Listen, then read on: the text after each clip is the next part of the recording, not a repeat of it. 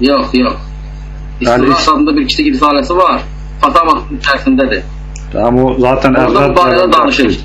Bilirəm, mən İbn Teymiyyanın o barədə bəlkə 10 dənə statını oxumuşam. Mütləq olaraq, bir dənə üzr istəyirəm, bir dənə dinləyinəm məni, mütləq olaraq, Allahdan başqasını mütləq olaraq kömək istəmək, mütləq olaraq caiz deyil. İbn Teymiyyə deyir, İyyəkə nə'budu və iyyəkə nəstəyin. Bu mütləqliyi bildirir. Ancaq bunun içərisində bir dənə müqayyət bir şey var ki, qeydlənmiş bir şey var ki, və Allahdan başqasından mütləq olaraq kömək istəməməyin özü də caiz deyil. Çünki Allahdan başqasından kömək istəmək olar. Allah Subhanahu taala deyir ki: "Və in istansarukum fid-din fa'alaykum bin-nasr." Əgər dində sizdən bir kömək istəsələr, sizin üzərinizə onlara kömək eləmək düşür. Deməli buradan çıxır ki, qullardan bacardığı bir şeydə kömək istəyirlərsə, deməli bu da onu göstərir ki, Allahdan başqasından kömək istəmək olar.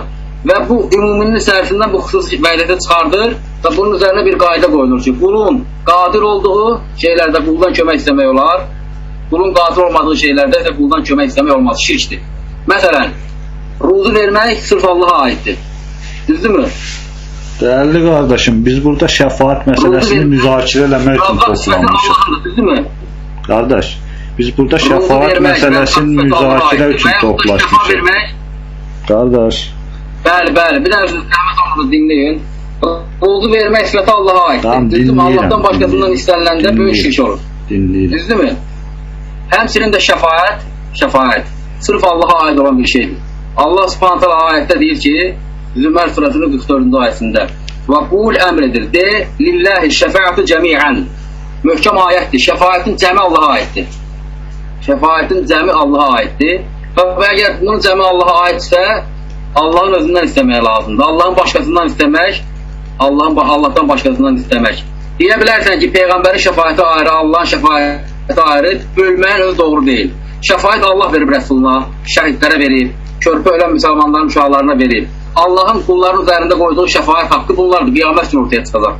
Və bunu da Allahın özündən istəmək lazımdır. Allahdan yox, Allahdan başqasından istəyəndə nə olur? Şirk olur. Və şəfaət də kimə edilir? Yəni, yəqin ki, burasını bilirsiniz.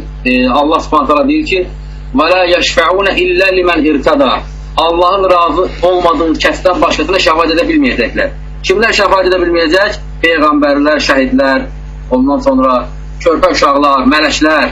Bunların hamısı şəfaətin hamısı. Ümumən Allahın mülkündədir. Və Allahın mülkündə olan bir şey də Allahın özündən istənməlidir. Allahdan başqasından istənilirsə, Peyğəmbərdən. Əgər Peyğəmbərdən istəmək olursa qəbrinin başında, əli göyə qaldırıb Cəbrail əleyhissalamdan da istəmək olar. Bir müsəlmanın körpə uşağı ölürsə, gəlib onun qəbrinin başında ona da verilir. Nəyə görə bölürsən ki, Peyğəmbərdən olar? Bu birisi şəhiddən olmaz. Hər ikisinə verib Allah Subhanahu bu fəziləti. Şəhiddən də istəmək olar, mələkdən də istəmək olar, körpə uşaqdan da istəmək olar. Yox, əgər İstəmək olmazsa, nəyə görə olmaz? Birindən olar, üçündən olmaz. Olarsa hamısından olar. Çünki bu, əgər şəfaət Allahın verdiyi bir şeydirsə, bunu tək ona verməyib, başqalarına da verib, başqalarından da istəmək olar. Fərq etməz. Uşaqdan istənilsə, mələkdən istənilsə, Peyğəmbərdən istənilsə, şirk olacaq, böyük şirk olacaq. Və insan əgər bu şəhidə və yaxud da mələyə və yaxud da Peyğəmbərə verilən bir şəfaəti dünyanın müxtəlif yerində, biri bir hissəsində, biri başqa bir hissəsində işləyirsə, hər yerdə eşitmək sifəti, hər yerdə duaları eşitmək sifəti Allaha aid olan bir şeydir. Allahın sifəti alınır, verilir məxluqa. Bu da böyük şirk olur. Və bunu İbn Teymiyyə də açıqlayıb gözəl şəkildə və Nəcd alimləri də açıqlayıb bunu gözəl şəkildə. İnşallah yəqin ki, oxumusunuz. Muhammed ibn Abdülvahabın Kəşf-i Şifaət, Usulü Sittə və yaxud da Kitab-ı Tövhid, o kitablarda bu məsələlərdən gözəl danışır. Və həmçinin başqa Nəcd alimləri, Abdullah bin Abdurrahman Əbu Bətin, İshaq bin Abdurrahman bin Hasan. Bunlar yəni bu şəfaət məsələsinin şirk belə, bunların qırğını davası müharibəti Osmanlı dövləti ilə bunun üzərində olur. Və müharibəni buna görə ediblər, şəfaətə görə ediblər. Şəfaət şirki Osmanlıda ortaya çıxmışdı, Sufi şeyxləri buna cavaz verirdilər, deyirdilər ki, belə İslamın özüdür. Ona görə vuruşurdular. Muhammed ibn Abdülvahabın oğlu nəvəsi Süleyman bin Abdullah'ı Osmanlılar bunun üzərində öldürürlər, təsirin müəllifini. Atası Muhammed ibn Abdülvahabın oğlu Abdullah'ın gözünün qabağında onu Osmanlılar edam ediblər. Şəfaətə şirk dediyinə görə. Yəni bu kişilər bunun üstündə vuruşurlar, buna görə müharibə ediblər. Bu da şirkdir. Düzdürmü? Yəni ki, Allaha aid olan şeylər Allahdan istənməlidir. Allahdan başqasından istənəndə şirk olur. Değerli kardeşim, ben sana bir tane sual verdim. Bunun nəticə şey deyil yəni. Mən bir ayaqları nəyə görə deyirdim ki, qanun qoyma şirki? Biz deyirik ki, Allah Subhanahu taalanın qanunu olduğu halda başqa bir qanun qoymaq şirkdir. Düzdürmü? Allah Subhanahu taala deyir ki, "Em lehum şurakâ'u şer'u lehum mined-din mâ lem ya'zem bihi." Allahın izin vermədiyini onlara qanun edən şəriklər mi vardır mı? Ancaq indi bu şirklə bağlı təfsilatlı araşdırmağa girsək, ən uzaq dayanacağımız yer İbn Teymiyənin dövrüdür. Düzdürmü? İbn Teymiyənin dövrüdür. Nəyə görə? Çünki ilk dəfə ümmətdə qanun qoyma şirki İbn Teymiyənin dövründə ortaya çıxır. Tatarlar qanun qoydular Yafaq adında. İndi bir insan gəlib mənə buna şirk demirsə, mənə deyir yox İbn Teymiyəyə qədər, İbn Teymiyədən qabaq buna kim şirk deyir? İbn Teymiyədən qabaq buna bu barədə yazan, bu barədə fətva verən, bu barədə nəsə bir açıq dərs keçən mümkün deyil olsun. Çünki o dövrdə İbn Teymiyəyə qədər belə şirk olmayıb ortalıqda. Belə bir şirki qoyan, ümmətin içərisində qanun qoyan belə bir şey olmayıb. İndi bu şəfaət məsələsində bunun şirk olması, bunun barəsində yazılması, bunun üzərində olan müharibə bunun birinci başlanğıc, ən şiddətli yayılan dövrü İbn Teymiyənin əsrində olub. İbn Teymiyənin əsrində olub. Əyyubilər dövlətində yaşayıblar. Onlar bu şeydən danışıblar, yazıblar, kitablar yazıblar İbn Teymiyyə və tələbələri. Sonra da ən şiddətli şəkildə Muhammed ibn Abdülvahhab dövründə bu məsələdən ən soyadan bu olub. İndi deyəndə ki, bunu Muhammed ibn Abdülvahhab yazıb başqasından gətirir. Fərqi nədir kimdən gətirdim? Mən Nərd alimindən gətirdim ya Misirli alimdən gətirdim. Fakt odur ki, biz nəyə baxırıq? Bizim üzərimizdə tutuşarıq ki, bunun şirk olduğunu ispat edən dəlillərə baxırıq. Şirk olduğunu ispat edən dəlillər varsa qane oluruq. Bizdən əvvəlki ümmətlər də Peyğəmbər s.ə.v dəvədə başlayanda düzdür, Məkkə müşrikləri Allah Subhanahu taala ayətdə deyir ki, Yunus surəsinin 18-ci ayəsində: "Və ya'budun min dunillahi ma la yadurruhum və la yenfa'uhum." Onlar özlərinə nə bir zərər, nə də bir fayda verə bilməyənə ibadət edirlər. Və yəqulun və deyirlər ki, "Haulai bunlar şufa'auna indallah." Allahla bizim aramızda şəfaətçilərdir. Allah yanında bizim şəfaətçilərimizdir. Düzdürmü? Deyilə bilər ki, etiraz edilir, deyilə bilər ki, ayətin əvvəlində Allah Subhanahu taala ibadət edirlər. İndi özünə bir əhl-i sünnət deyən gedib Peyğəmbərin qəbrinin başında ondan şəfaət demir ki, mən buna ibadət edirəm. Böyük şirkdə qəsd önemli deyil. Allah Subhanahu taala Ərəf surəsinin 30-cu ayəsində deyir ki, "Fariqan hada."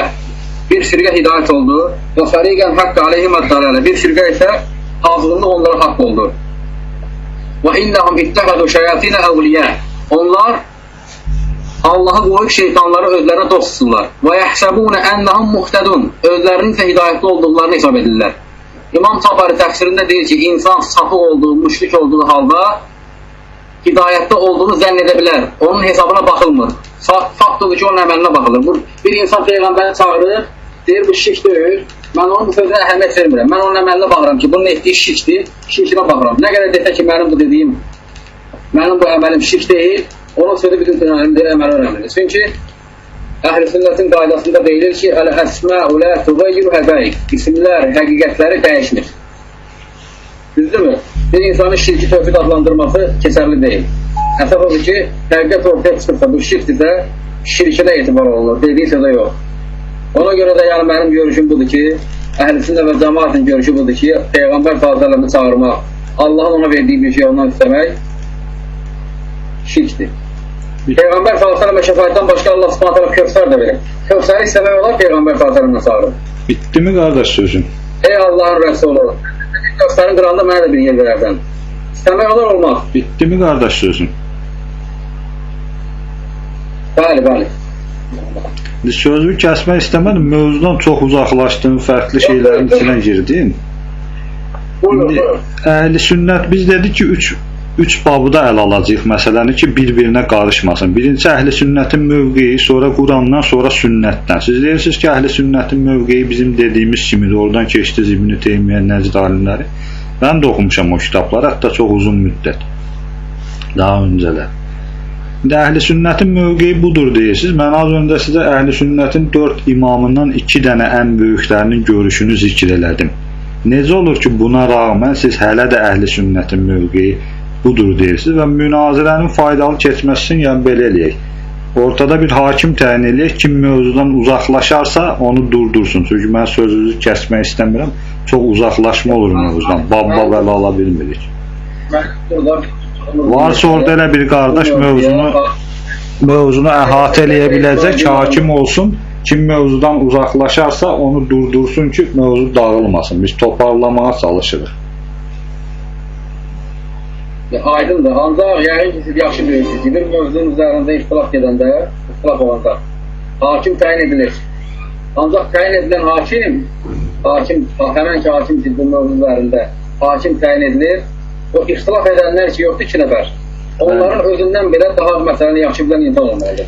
Yox, biz qərar verməsi üçün hakim təyin eləmirik. Sadəcə mövzudan çox uzaqlaşma yayınma olanda durdursun deyə.